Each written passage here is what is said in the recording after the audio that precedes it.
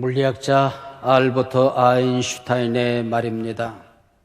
내 주변에는 훌륭한 과학자, 물리학자들이 많이 있었는데 그 사람들을 나눠보면 두 종류의 사람으로 나누어지더라는 것입니다.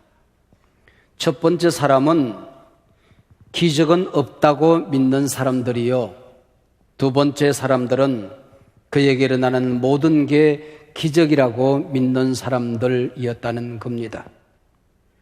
사실 인생은 해석입니다. 내가 경험하는 그 일들을 어떻게 해석하느냐 여하에 따라서 행복한 사람이 될 수도 있고 불행한 사람이 될 수도 있는 겁니다. 매사에 불평거리를 찾는 사람은 온 지구를 불평으로 가득 채울 수도 있습니다. 능력 많은 부모 밑에서 태어나 인생 편하게 사는 사람도 많건만 나는 왜 이처럼 못난 가정에서 태어났을까? 나는 왜 이렇게 허약한 몸을 가지고 태어나 평생 병치를 하며 살아야 하는 걸까? 내겐 왜 이리도 힘들고 어려운 일들이 많고 또 많은 것일까? 나는 왜 못난 외모를 가지고 태어났을까? 우리 가정은 언제쯤이나 돈 걱정 없이 살 수 있을까? 그나마 자식 하나라도 똑똑한 아들, 딸 좀 주시지 그래. 이런 사람들에겐 세상 만사가 불평거리입니다. 반면 감사거리를 찾는 사람은 온 세상이 감사한 일들로 가득 차 있습니다. 당연하다고 생각하는 모든 일들이 은혜요, 기적입니다. 가끔 중환자실을 방문해 보면 나의 일상이 그들에게는 기적이요, 은혜요, 감사인 게 참 많습니다. 식물인간이 되어 누워있는 그들에게는 손가락 하나 움직이는 게 기적이요, 감사입니다. 두 발로 걸어 다니는 것이, 내 입으로 말할 수 있는 것이, 내 눈으로 세상을 보면서 사는 것, 이 모든 것이 기적이요, 은혜요, 감사입니다. 여러분들이 지금 이 순간 당장이라도 관점이 바뀌어지고 해석이 바뀌면 내 인생 기적 아닌 게 없습니다. 내 삶 속에 감사하지 않은 게 없는 겁니다. 부모로부터 물려받은 재산은 없지만 하나님께서 건강 지켜주셔서 오늘까지 잘 살고 있다, 감사하다. 부모는 일찍 돌아가셨지만은 자식들은 건강하고 착하다, 감사하다. 힘든 일 많지만 기도하는 가족들 내 곁에 있으니 얼마나 감사한 일인가. 얼마든지 감사의 제목을 찾아낼 수가 있는 것이죠. 제가 대전에서 공군 장교 시절을 보내는데 주일이 되면은 아이들을 가르쳤어요. 그리고 청년들을 제가 지도했습니다. 청년들과 함께 한 달에 한 번씩 대전의 원명학교라고 하는 장애인 시설을 방문했습니다. 우리가 가는 날이면 아이들이 벌써 다 알아요. 마당에 와 몰려듭니다. 근데 우리 청년들이 그 아이들 먼저 돌보는 것이 아니라 저 구석진 방에 일어나지 못하고 있는 중증 장애인들이 있어요. 그래서 먼저 아이들을 먹을 걸 먹여주고 옷을 갈아입히고 목욕을 시킵니다. 못난 아이들을 먼저 사랑하더라는 것이죠. 우리가 하나님 앞에 살아가게 되면 우리가 못나서 받는 은혜가 참 많은 겁니다. 그러니까 오늘 설교 제목이 못나서 받은 은혜입니다. 제가 지나온 세월들 돌이켜보면 잘나서 받은 은혜는 별로 없어요. 못나서 받은 은혜, 붙들 게 없어서 하나님 붙들었고, 의지할 곳 없어서 하나님 의지했고, 남들은 당연하다고 생각하는 것 나는 기도해야 얻을 수 있었습니다. 그래서 하나님하고 친하게 살아갈 수 있었어요. 이게 내가 받은, 못나서 받은 은혜가 아니고 또한 무엇이겠습니까? 오늘 성경 본문 창세기 29장 31절을 펼치면은 여호와께서 레아가 사랑받지 못함을 보시고 그랬습니다. 돌보셨다, 보고 계셨다. 아무도 관심을 갖지 않았지만은 못났기 때문에 하나님은 보고 계셨다고 말씀하고 있습니다. 33절에서도 여호와께서 내가 사랑받지 못함을 들으셨으므로, 들으셨다는 말이 중요합니다. 세상 사람들은 내 말에 귀를 기울이지 않았지만 하나님은 내 말에 귀를 기울여 주셨다. 누구보다도 하나님이 내 기도에 빨리 응답하셨다. 이게 내가 못나서 받은 은혜가 아니고 무엇이냐 그 얘기지요. 야곱의 외삼촌 라반은 자기 집으로 피난 와서 머슴살이하는 야곱을 붙들고 세경을 흥정합니다. 네가 내 생질이긴 하지만 어느 때까지 일만 하겠느냐, 품삯을 정하자. 그때 야곱이 꽁꽁 숨겨두었던 가슴을 열어 제킵니다. 제가 둘째 딸 라헬을 사랑하니 그 라헬을 제 아내로 허락해 주시면 7년 머슴살이를 하겠습니다. 그리하여 7년 세월이 지나 결혼 첫날 밤 보내고 아침에 눈을 떠보니 옆에 누운 여인이 그토록 사랑했던 라헬이 아니라 그 여인을 얻기 위해서 7년 동안 머슴살이하고 땀 흘렸던 그 라헬이 아니라 첫째 딸 레아였다는 거지요. 그리고 항의를 했더니 네가 우리 마을 풍습을 몰라서 하는 소리인데 그 사이에 레아가 시집을 갔어야 되는데 우리 마을에서는 언니보다 먼저 시집가는 법은 없다. 그래서 할 수 없이 레아가 먼저 나한테 시집을 간 거다 그 얘기죠. 그러나 포기할 수 없어서 또 7년 머슴살이하고 라헬을 얻게 됩니다. 레아는 시집갈 만한 얼굴이 못 되었던 것 같습니다. 그래서 아버지가 기가 막힌 작전을 세웁니다. 1+1 끼워 팔기 작전. 그래서 레아를 먼저 시집 보내게 되는 거죠. 레아는 야곱이 사랑했던 여인이 아닙니다. 원했던 여인이 아닙니다. 그래서 본문의 문이 열려지면 사랑받지 못했다, 못나서 그에게 반복적으로 등장하고 있는 거지요. 우리말로는 사랑받지 못했다 그렇게 번역을 했지만은 원문에서는 퍽이나 재미있는 단어를 쓰고 있습니다. 미워하고 싫어한다는 말이 세노아인데 세노아의 수동형을 쓰고 있습니다. 무슨 얘기입니까? 하도 못나서 남편 야곱이 싫어할 만한 충분한 이유가 있었다 그 얘기예요. 그런데 이 마을에는 결혼하고 나면 뭐 한 달에 한 번이든 6개월에 뭐 몇 번이든 그 결혼한 아내의 방에 들어가 잠을 자고 나와야 되는 아마 풍습이 있었던 것 같습니다. 함께 더불어 사는 라헬은 아기를 못 낳는데 이 레아는 어쩌다가 의무방어전 한번 치르고 나면 아기를 쑥쑥 낳는 거예요. 그래서 이것을 창세기 저자는 참 재미있게 표현합니다. 그렇게 해서 사랑받지 못했던 레아가 아이를 잘 낳는 이게 하나님의 간섭 때문이었다는 겁니다.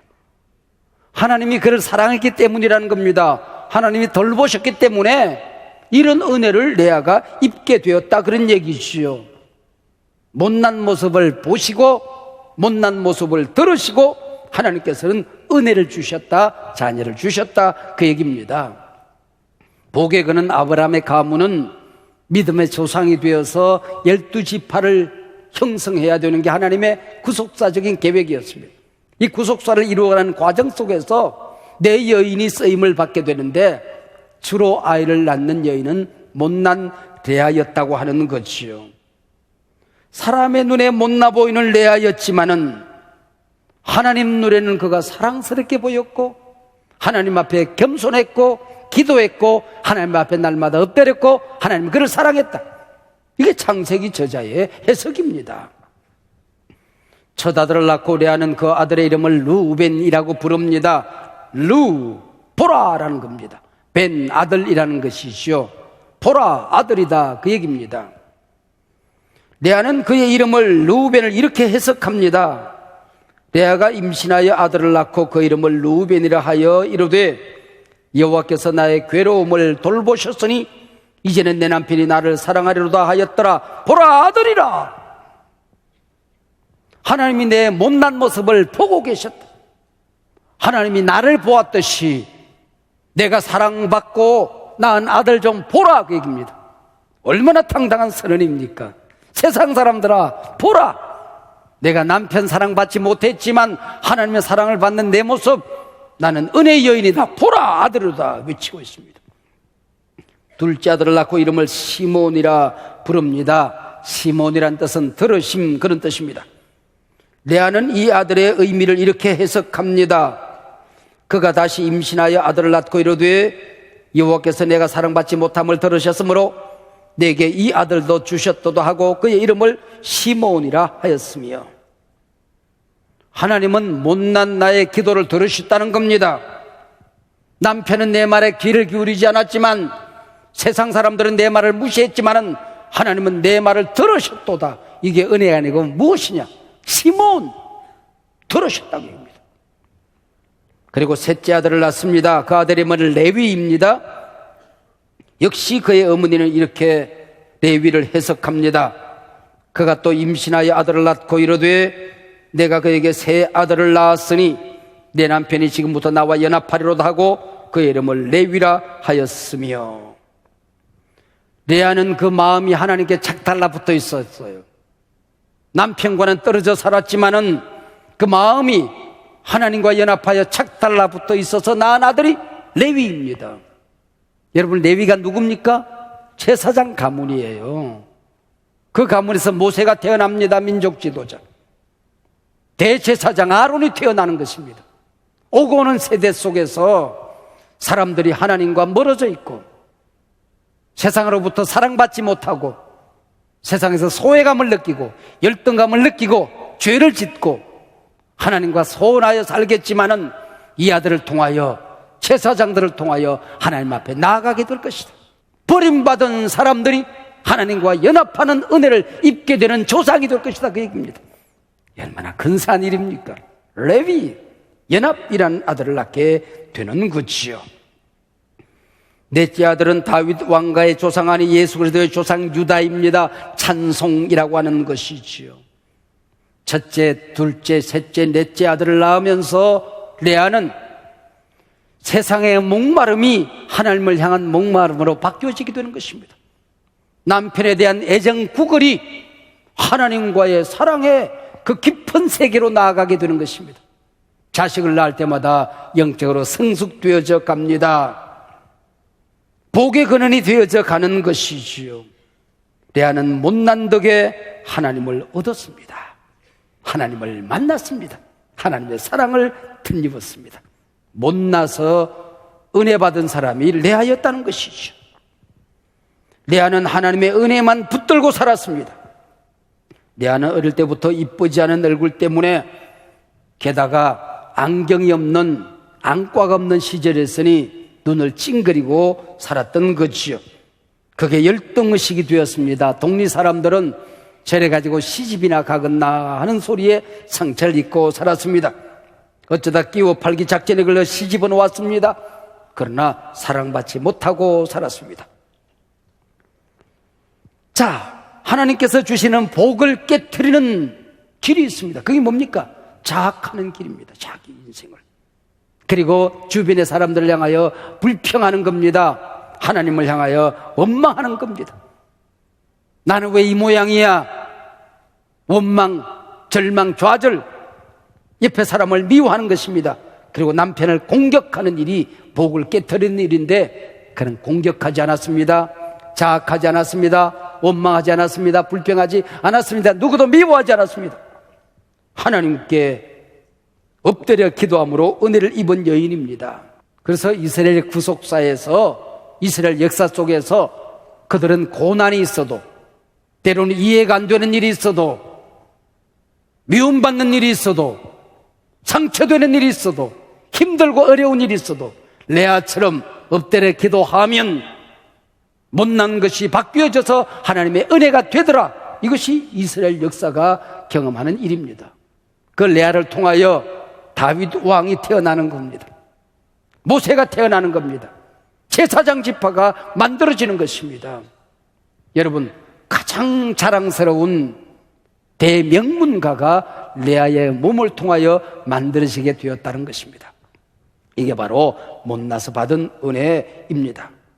사랑하는 여러분, 여러분의 환경 속에서도, 오늘 하루하루 살아가는 삶의 여정 속에서도 먼저 불평거리를 찾으면 시골을 불평으로 가득 쌓을 수가 있습니다. 그러나 먼저 감사거리를 찾으면 내 안에도 누구 못지않은 감사가 있는 게지요. 어느 콜라 회사가 오래전에 사우디에 처음 진출을 했습니다. 그리고 야심작을 도로마다 포스터 광고를 써붙였습니다. 첫 번째 그림은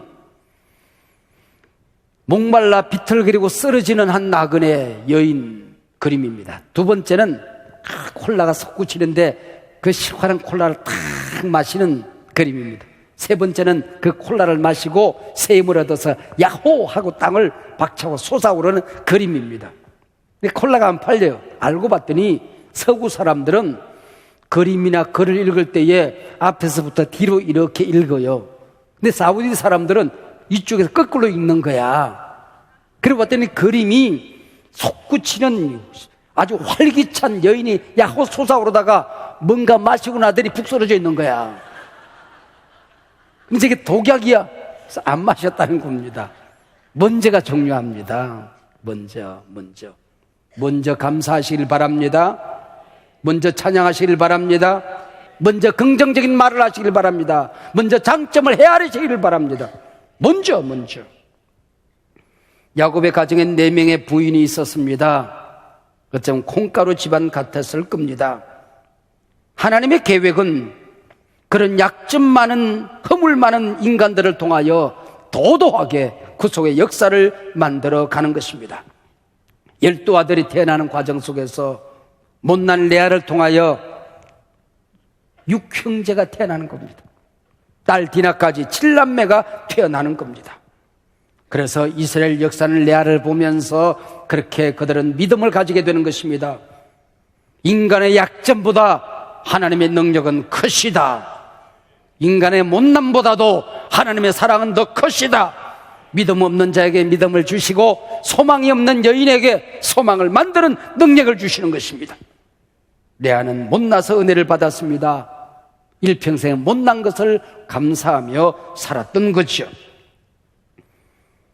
가난한 미혼모의 몸에서 태어나 외할머니 품에서 자라는 흑인 아이가 있었습니다. 9살 어린 나이에 사촌 오빠에게 성폭행을 당합니다. 14살에 미혼모가 됩니다. 못난 미혼모의 딸로 태어나 14살 어린 나이에 자신도 아기를 낳는 미혼모가 됩니다. 자신 낳은 그 아이가 2주 만에 죽습니다. 그 충격, 자신 인생에 대한 한탄을 이겨내지 못하고 가출을 합니다. 마약 중독자가 되어서 살아갑니다. 몸도 마음도 다 망가졌습니다. 몇 개월 지나지 않아서 몸무게가 107kg로 불어났습니다. 어느 날 거리에 여인이 되어서 살아가는데 친아버지가 나타났습니다.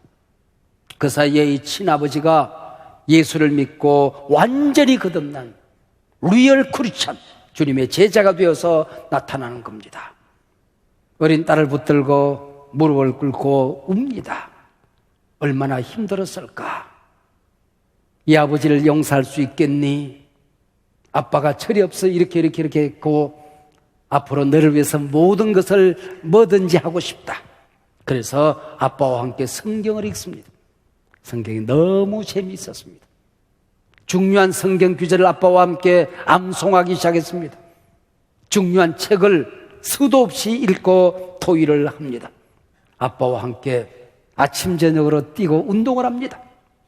몇 개월 만에 40kg가 빠지고 68kg의 아주 늘씬한 청년이 됩니다. 19살에 방송국 아나운서로 취직을 합니다. 말을 너무 재밌게 잘하는 거예요. 6시, 저녁 6시 뉴스 앵커가 됩니다. 근데 말이 너무 감정적이라는 겁니다. 뉴스를 하려고 하면은 얼음공주처럼 냉정해야 되는데 말이 너무 따뜻하다는 겁니다. 감성적이라는 거죠. 맞지 않다, 앵커로는. 그래서 좌천되어져 가는 곳이 아침방송 토크쇼 진행자였습니다. 그때 자기의 갈 길을 발견하게 되는 것입니다. 너무 행복했습니다. 야, 이것을 위해서 내가 아나운서가 되었구나. 이 일을 위해서 내가 태어났구나. 자기 인생의 비전을 발견하게 되는 것입니다. 토크쇼는 그에게 숨을 쉬는 것처럼 편안했습니다. 자신도 행복했고 보는 이들도 편안하고 행복하기만 했습니다. CBS TV 토크쇼만도 5천회를 넘깁니다. 미국 아니 전 세계 토크쇼의 여왕 오프라 윈프리의 이야기입니다. 그의 토크쇼 이 시간을 통해서 모든 미국인들이 치유를 경험합니다. 삶의 회복을 경험하게 되는 것입니다. 그가 입을 열면 치유의 언어가 줄줄 쏟아져 나옵니다. 긍정의 언어가 쏟아져 나옵니다. 감사의 언어가 쏟아져 나옵니다. 그를 보고 심리학자들이 분석하고 또 분석하다가 무엇이 저렇게 미국을 치유하는 힘이 되었던가? 그들은 이렇게 결론을 내립니다. 감사는 행복을 만드는 과학이었다. 감사는 행복을 만드는 과학이었다. 감사는 인간이 가진 언어 가운데 가장 고상하고 가장 신성하고 가장 강력한 감정의 언어였다고 표현하게 되는 것입니다. 그녀는 세계에서 가장 바쁜 방송인 가운데 한 사람입니다. 세계에서 가장 수입이 많은 방송인 가운데 한 사람입니다. 차기 대통령 후보로 거론되기도 합니다. 좀 더 실감이 날 수 있도록 여러분이 좋아하는 돈으로 제가 좀 계산을 할게요. 금년에 그의 자산이 얼마 정도 되느냐? 500대 세계 부자 가운데 한 사람으로 진입을 해 들어갔습니다. 500대 기업이 되면 최소한 그의 자산이 4조 원이 넘는다 하는 얘기입니다. 여러분이 조가 얼마나 큰지 모르니까 멀뚱멀뚱 가만히 있지. 조가 얼마나 큰지를 알면 이곳 쪽에 몇 사람은 쓰러져야 맞습니다. 누군가 그녀에게 당신의 삶 속에 가장 행복한 시간이 언제입니까? 매일매일 매 사건마다 난 행복합니다. 그러나 저녁에 잠자리에 들기 전에 감사 일기를 쓰는 그 시간이 가장 행복합니다 라고 말합니다. 10년이 훌쩍 넘었었습니다. 감사 일기를 쓴 지가. 그의 일기를 뒤져보니까 짤막합니다. 오늘 햇빛에 앉아 친구와 메론을 나눠 먹었다. 햇빛을 주시고 친구를 주신 하나님께 감사하다. 오늘 방송국에서 얄미운 주사라는 동료에게 화를 내지 않고 웃어질 수 있었다. 이건 은혜다. 참 감사하다. 오늘 손에 든 책이 참 재미있다. 이 책을 써준 작가에게 감사하다. 오늘은 사랑하는 가족과 함께 저녁 식사 시간 맛있는 스파게티를 먹었다. 스파게티를 만들어준 셰프에게 감사한다. 그리고 나와 함께 스파게티를 먹어준 가족이 있어서 참 감사하다. 세상 사람들에게 불행의 조건이 하나님의 자녀들에게는 은혜의 도구가 될 수 있는 것이에요.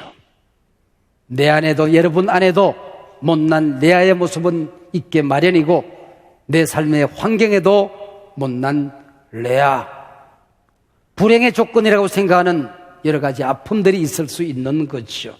이것 때문에 내가 낮아져 기도할 수 있다면, 하나님 만날 수 있다면, 하늘의 문이 열려질 수 있다고 한다면, 은혜의 통로가 열릴 수 있다고 한다면 그 못난 것이 은혜가 되는 것입니다. 못나서 받은 은혜의 주인공 레아, 나의 못남이 하나님의 은혜를 덧입는 조건이 될 수 있기를 축복합니다.